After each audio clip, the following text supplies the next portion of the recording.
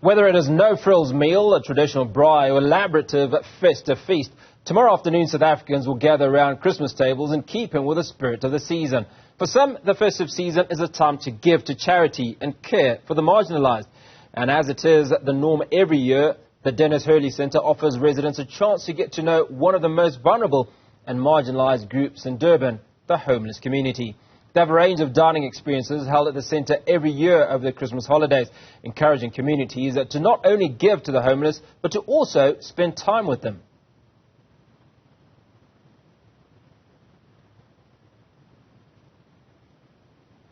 Well, joining us now for that conversation is Raymond Perrier, Director of the Denis Hurley Centre. Raymond, good morning. Thanks for your time today.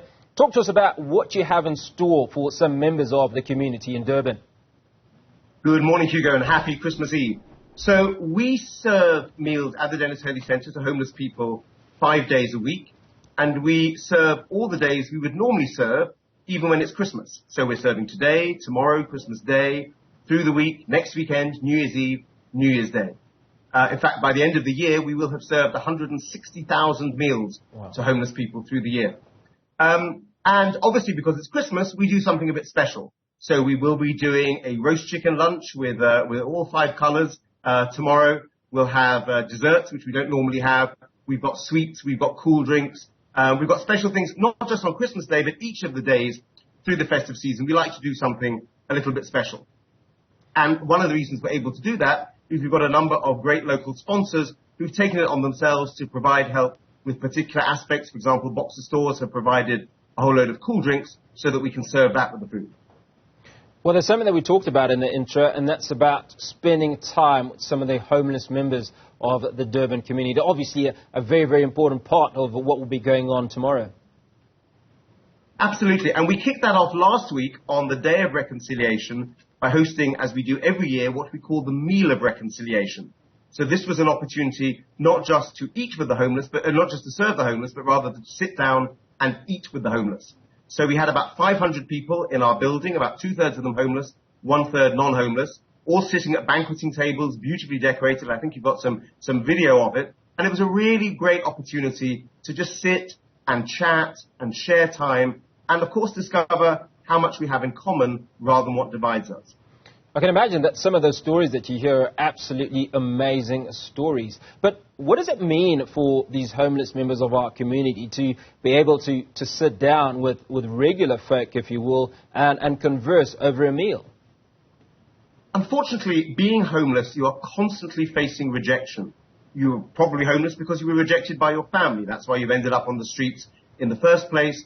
You're treated badly, I'm afraid, by lots of people around the city, particularly in eThekwini by the Durban Metro Police, who seem to go out of their way to waste taxpayers' money to go and harass homeless people through the middle of the night.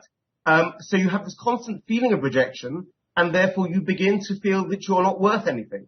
So to be in a situation in which somebody bothers to sit and talk to you, we have people writing cards and exchanging cards, we have people sharing their life stories, that makes such a difference. Because it's one of the many ways in which we help homeless people to see that they have as much dignity, as much respect as anyone else, to use the Christian language, that everyone is made in the image and likeness of God. Now, all these people that are homeless, are they local South Africans, or do we have, well, maybe Durbanites specifically, but do we have people from outside of KZN, non-South Africans also present? Generally, we did a big survey a few years ago with the Human Science Research Council. Most homeless people, 90% of homeless people in Durban are not just from South Africa, actually from KZN.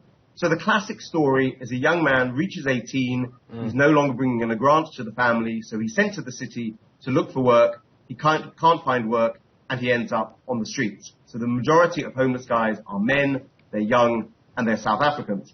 And unfortunately, the impact of COVID, followed by riots followed by floods, means that the Durban economy has suffered badly, and so there are even more people looking for jobs and fewer jobs to find. Now, when you speak to some of these young people, is going home an option? It is sometimes. So obviously there's a cost of travel to go home, but more importantly, there are mouths to be fed. So quite a lot of the young men we talk to say, well, I came to the city because I'm no longer a drain on my family. I'd love to be able to make money and send money home to them. And often they feel that they can't go home until they've got some money, until they've got something to show to the family. And even if they do go home for Christmas, they'll come back again soon after because there's no work in the small rural towns that they're from. And again, as I said, they don't want to be a drain on the family. Now, Raymond, we talked in the intro about the work that corporate South Africa is doing to assist these homeless individuals. But what can individuals such as myself or many others in South Africa do, particularly at this last hour?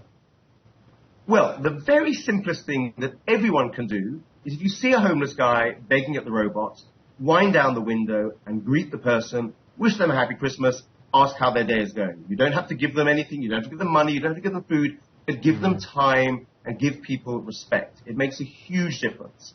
But more than that, in every part of the country, every city, every town, there are different faith organizations who are organizing feeding programs and different activities to help homeless people over this period. So get in touch with a local religious institution and see how you can give a couple of hours and go along and volunteer.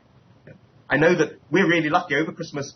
We get so many volunteers coming. Often people come with their families. To be honest, I think some people come to escape from their families. But it's a chance to come in and do something useful and feel that you're really touching the spirit of the season.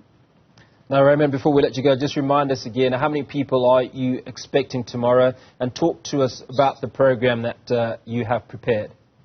Yeah, so every day, as I say, today, Christmas Eve, tomorrow, Christmas Day, on the 28th, 29th, 30th, and so on, we're feeding about 300 people each day. We serve breakfast in the morning, and then we serve a hot cooked lunch. Again, not just for Christmas, it's a special meal for Christmas, but we do that every day. And of course, we encourage people to volunteer, not just at Christmas, but through the year. And very importantly, the Denis Hurley Centre is a multi-faith institution. So we literally have Muslims, Hindus, Christians, and Jews coming to volunteer. So very often on Christmas Day, we'll get some of our Muslim partners or our Jewish partners coming in and say, well, it's not Christmas for us. Let the Christians go home and spend time with their families. We'll happily come in and volunteer to give you a break. So that's really wonderful to have that sort of mix. So certainly a combined spirit of Christmas being prevalent in KZN and hopefully across the rest of the country. Raymond Perrier, Director of the Denis Hurley Centre, appreciate your time this morning.